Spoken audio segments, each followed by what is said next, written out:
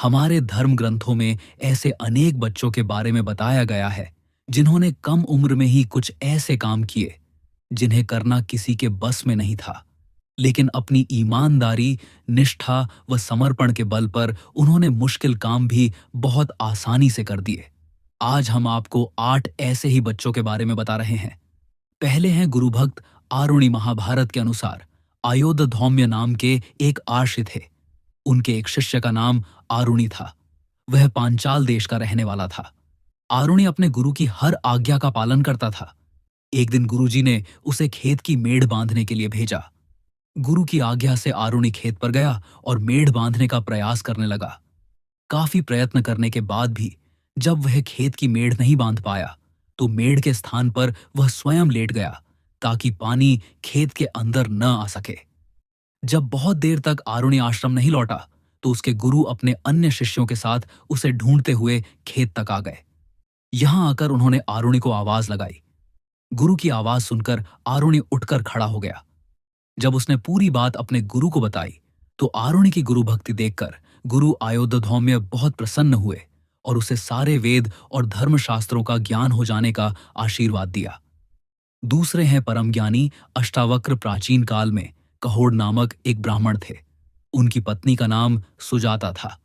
समय आने पर सुजाता गर्भवती हुई। एक दिन जब कहोड़ वेद पाठ कर रहे थे तभी सुजाता के गर्भ में स्थित शिशु बोला, पिताजी, आप रात भर वेद पाठ करते हैं किंतु वह ठीक से नहीं होता। गर्भस्थ शिशु के इस प्रकार कहने पर कहोड़ क्रोधित होकर बोले कि तू पेट में ही ऐसी टेढ़ी मेढ़ी बातें करता है, इसलिए तू 8 स्थानों से टेढ़ा उत्पन्न होगा। इस घटना के कुछ दिन बाद कहोड़ राजा जनक के पास धन की इच्छा से गए।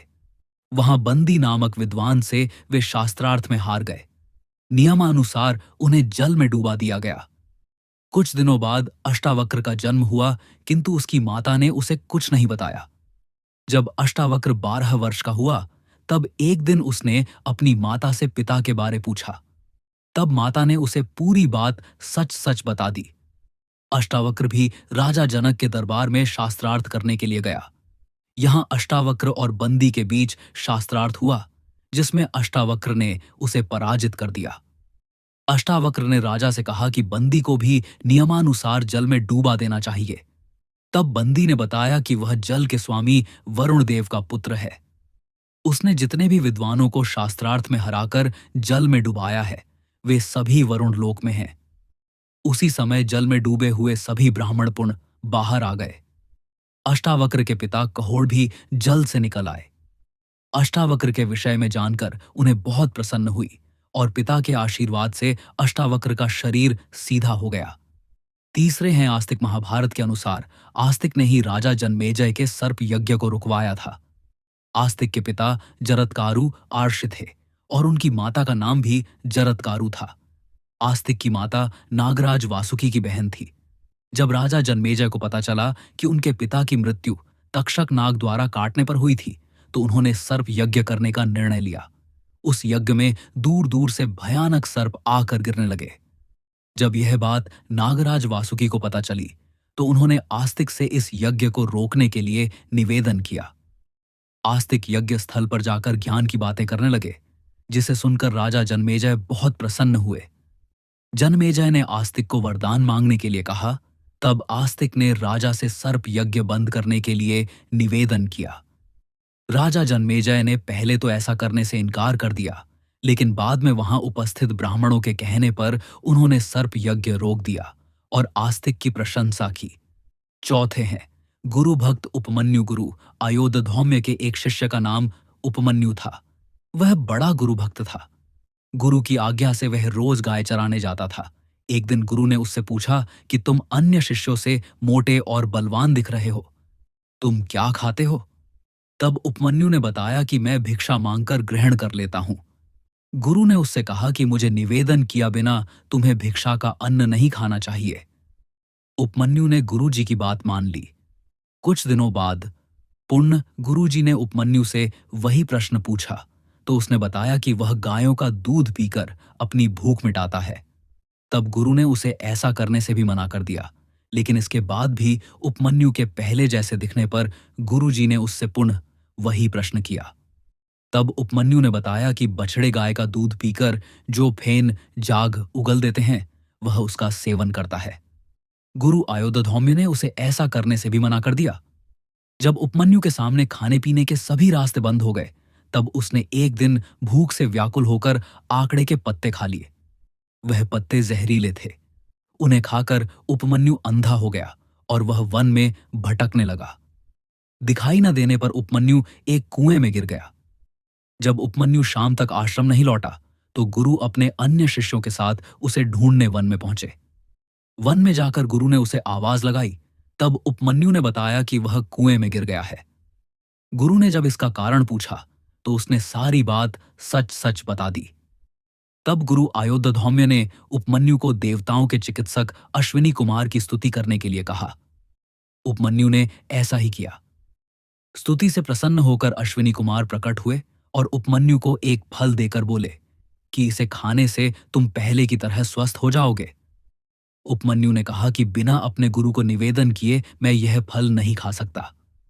उपमन्यु की गुरु भक्ति से प्रसन्न होकर अश्विन कुमार ने उसे पुण्य पहले की तरह स्वस्थ होने का वरदान दिया, जिससे उसकी आंखों की रोशनी भी पुण्य लौट आई। गुरु के आशीर्वाद से उसे सारे वेद और धर्मशास्त्रों का ज्ञान हो गया। पांचवें हैं मार्कंडेय आर्षित धर्म ग्रंथों के अनुसार मार्कंडेय अर्ष्य अमर हैं। 8 अमर लोगों में मार्कंडेय अर्ष्य का भी नाम आता है। इनके पिता मरखंडू अर्ष्य थे। जब मरखंडू अर्ष्य को कोई संतान नहीं हुई, तो उन्होंने अपनी पत्नी के साथ भगवान शिव की आराधना की। उनकी तपस्या से प्रकट हुए भगवान शिव ने उनसे पूछा कि वे गुणहीन दीर्घायु पुत्र चाहते हैं या गुणवान 16 साल का अल्पायु पुत्र। तब मरकंडू आर्ष्य ने कहा कि उन्हें अल्पायु लेकिन गुणी पुत्र चाहिए। भगवान शिव ने उन्हें यह वरदान दे दिया। जब मार्कंडेय आर्षि 16 वर्ष के होने वाले थे, तब उन्हें ये बात अपनी माता द्वारा पता चली। अपनी मृत्यु के बारे में जानकर वे विचलित नहीं हुए और शिव भक्ति में लीन हो गए। इस दौरान सप्तर्षियों की सहायता से ब्रह्मदेव से उनको महामृत्युंजय मंत्र की दीक्षा मिली। इस मंत्र का प्रभाव यह हुआ कि जब यमराज तय समय पर उनके प्राण हरने आए, तो शिव भक्ति में लीन मार्कंडेय अर्ष्य को बचाने के लिए स्वयं भगवान शिव प्रकट हो गए और उन्होंने यमराज के वार को बेअसर कर दिया। बालक मार्कंडेय की भक्ति देखकर भगवान शिव ने उन्हें अमर होने का वरदान दिया। छठवें हैं बालक, ध्रुव बालक। ध्रुव की कथा का वर्णन श्रीमद् भागवत में मिलता है। उसके अनुसार ध्रुव के पिता का नाम उत्तानपाद था। उनकी 2 पत्नियां थीं, सुनीति और सुरुचि। ध्रुव सुनीति का पुत्र था।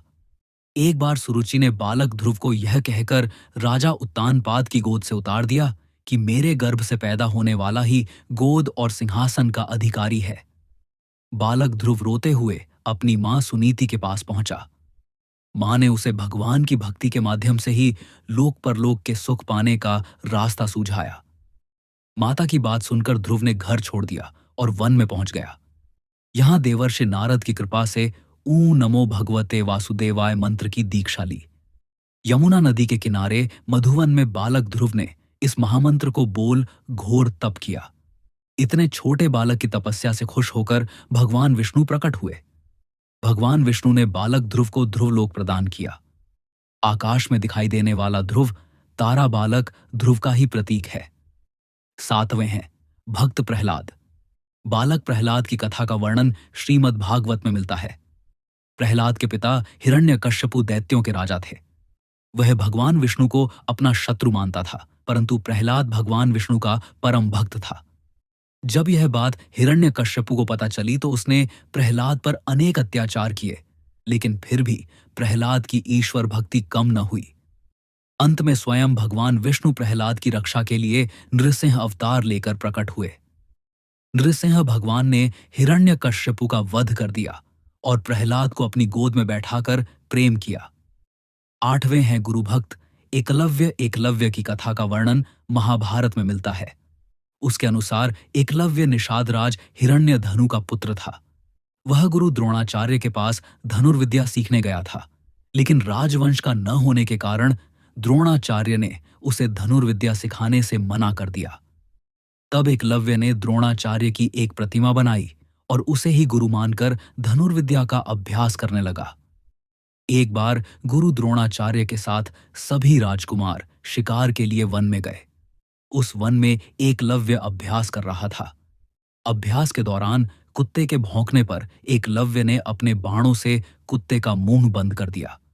जब द्रोणाचार्य राजकुमारों ने कुत्ते को इस हाल में देखा तो वे उस धनुर्धर को ढूंढने लगे जिसने इतनी कुशलता से बाण चलाए थे। एकलव्य को ढूंढने पर द्रोणाचार्य ने उससे उसके गुरु के बारे में पूछा।